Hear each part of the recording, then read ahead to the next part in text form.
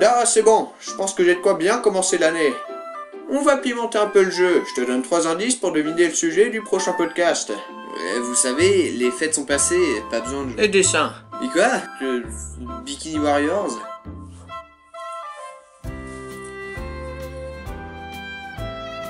Non, là, franchement, je vois pas. Ah, si, c'est bon, je l'ai.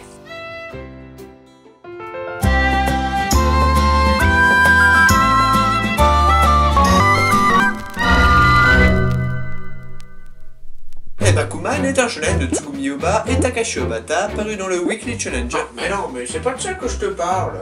Ouais, bah faut dire que des mots, vous en avez pas dit beaucoup. Ah, remarquez, si, ça y est, je vois. Et Manken est un manga paru dans le Sunday JX. Ok, je suis désolé, mais là, je suis sûr que c'est ça. Et d'ailleurs, je ne peux qu'avoir honte de ne pas l'avoir trouvé instantanément, puisque c'est mon gros coup de cœur animé de 2015. Faut dire que j'en ai pas regardé énormément. Bref.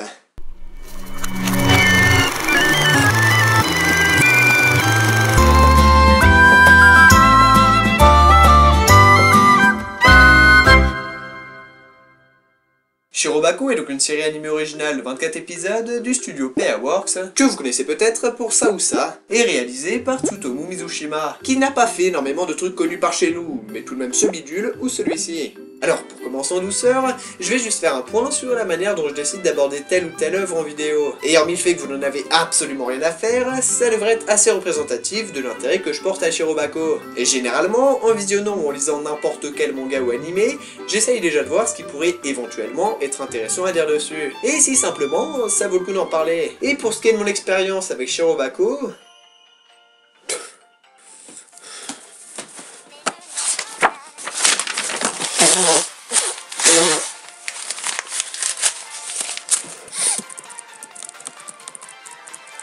Je crois que c'est la première fois que j'ai été autant inspiré. Alors je suppose que vous ordonnez d'aller le voir tout de suite là maintenant, sous peine de brûler tous vos biens. Ouais, même votre tome dédicacé de Dreamland, surtout lui, n'est pas suffisant pour vous convaincre. Et du coup, on va faire un rapide point sur le synopsis, et voir de quoi ça parle quand même. Ah oui, Miyamori et son groupe d'amis, membres du club d'animation au lycée, rêvent toutes les 5 de bâtir leur avenir dans le milieu. Selon leurs compétences, elles auront chacune leur propre vision de la chose, souvent confrontées à la désillusion et à de multiples complications. Et je pense qu'on peut s'en tenir à ces deux phrases.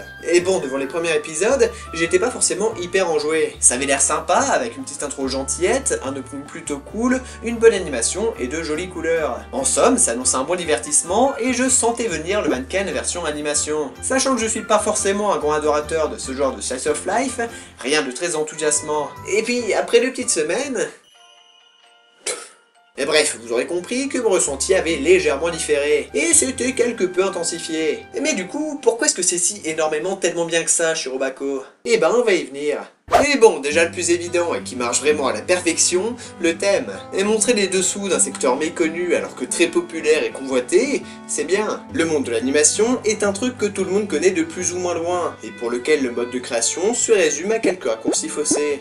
Non, c'est pas juste un petit studio où les quelques dizaines d'assistants travaillent main dans la main, tout en étant dirigés par le réalisateur de l'anime en question. Il y a les équipes de sous-traitance, le système de doublage, de bruitage, de 3D, la coordination entre les différentes sociétés, et sans parler des deadlines hyper serrés et la pression constante que chacun doit subir. Et ça, Shirobako l'explique bien mieux que moi. En plus de proposer un excellent divertissement, accessible par ses personnages attachants, ses moments de tension, de relâchement ou d'action parfaitement adaptés à son traitement assez léger, c'est avant tout 5 jeunes demoiselles toutes mignonnes, entourées de monsieur dames rigolos et loufoques pour la plupart. Et son animation, son doublage, son visuel et même sa longueur, les 24 épisodes, c'est le format parfait. Il parvient à accomplir avec brio son but premier, faire comprendre l'immensité du travail que demande un simple animé de 25 minutes et sa complexité. Et ce, en allant d'un moé saisonnier petit budget à l'adaptation d'une œuvre populaire. Le public est connu, et à juste titre, pour ne pas tenir compte de ses difficultés et de la situation d'un studio, mais de simplement juger la qualité du travail fourni,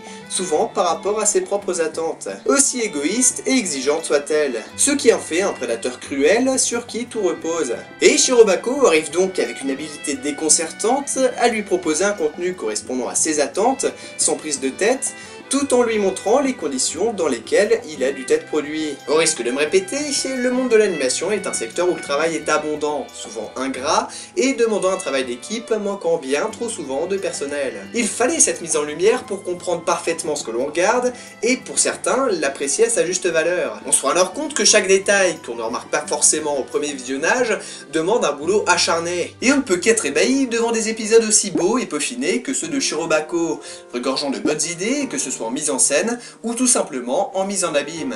Il parvient en plus de ça à montrer chaque parcelle que forme un studio et son projet, allant du doublage jusqu'à la modélisation, tout en passant par l'enregistrement des OST et les réunions quotidiennes. Et puisque je sens que je suis en train de m'enflammer et que je risque de partir en éloge pour tout le reste de la vidéo, on va rapidement parler des tout petits reproches que je pourrais faire. Mais vraiment tout petits. Et bon, déjà on se focalise vraiment sur le personnage de Aoi Miyamori, qui fait un peu d'ombre à ses 4 autres compères, et qui souffre du coup d'un développement assez restreint. Enfin, souffrir c'est beaucoup dire, elle se porte quand même vachement bien. Et pareil pour les 2 peluches qui imagent les pensées de Aoi, que j'ai trouvé sous-exploités. Ça reste des comic relief sympathiques, bien pensés et qui fonctionnent, mais pour pleinement apprécier l'ending, il aurait peut-être fallu les creuser encore plus. Il y a aussi, et forcément, quelques facilités scénaristiques, quelques points prévisibles, mais vu que en soi c'est un pity slice of life to Mimi, c'est normal. Ça amène également une fin que l'on devine facilement. Mais bordel, qu'elle reste belle! Et bien évidemment que j'ai aimé la fin, et j'ai craché devant, je vous rappelle. Ouais, bon non, ça, pas besoin de vous en rappeler. Mais Flamjou, elle m'a fait perdre au moins 20% de ma virilité,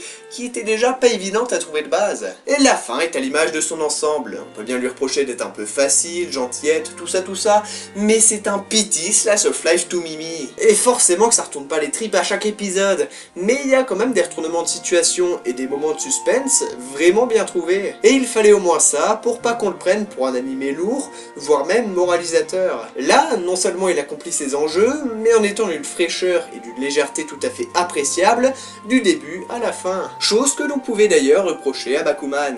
Et ça me fait mal de lire ça, parce que je t'aime très fort aussi. Il arrive, ou du moins j'ai envie de le croire, à changer la perception d'un spectateur lambda face à n'importe quelle production animée, tout en lui proposant une fiction bien ficelée qui lui fera souvent lâcher rire sincère, comme sourire Béa. Ça y est, je commence à partir en envolée lyrique. Il se laisse ramener du début à la fin par cette belle aventure, s'abandonnera à ces scènes d'exagération totale, surtout présentes dans les derniers épisodes, qui servent à merveille le propos et font toute la magie de Shirobako. Il se laissera bercer par ces OST parfois épiques, douces et enivrantes dans leur totalité. Il s'amusera de la passion qui lui est jetée aux yeux. La passion d'une équipe qui ne s'impose pas de limites, allant même jusqu'à placer de nombreuses références sans en avoir les droits. Une équipe pour laquelle on ne s'étonne finalement pas de trouver quelques similitudes et clins d'œil cachés entre personnages réels et fictifs. En gros, Shirobako, c'est à peu près ça. Mais c'est aussi un contexte où les studios sont véritablement ravagés par les téléchargements pirates, où certaines de leurs créations sont connues dans le monde entier, mais où les DVD ne se vendent pas. Un contexte où on se surprend parfois à voir la faillite de certains après avoir regardé leur dernier succès. Et si j'ai bien conscience que ce n'est pas un discours du genre qui fera changer de comportement, et puis me demandez pas comment j'ai eu l'intégralité des épisodes. Et il y a au moins la reconnaissance que mérite n'importe quelle production. Renseignez-vous avant de râler sur un épisode animé avec les pieds dont vous venez de voir le fansub. Et c'est aussi pour toutes ces raisons que j'ai décidé de totalement zapper son adaptation manga, parce que rien que dans le principe, le manga est à l'écorce vide, ce que l'animé est au cerisier en fleurs. J'espère que ce podcast vous aura d'une part permis de vous faire les 24 épisodes et de comprendre que chaque seconde que vous pouvez voir de vos animés quotidiens représente des heures de travail acharné. Qu'il n'y a pas besoin d'une tonne d'effets pour qu'une équipe complète se triture le crâne et stresse durant des mois entiers. Si c'est le cas, ou si ce podcast vous a tout simplement plu, vous pouvez laisser un petit pouce bleu ou un commentaire, et surtout, n'hésitez pas à être généreux sur les partages. Parce que si la reconnaissance envers une boîte de production se fait par l'achat d'un Blu-ray, pour moi, c'est juste un clic, simple et gratuit. Voire un deuxième si vous n'êtes pas abonné. Allez, sur ce, je vous dis à la prochaine. Ciao! Alors c'est bon, vous êtes satisfait? Par la vidéo que je viens de vous montrer. Ah non, mais c'est toujours pas ça, hein. Je te parlais de Shimok, moi.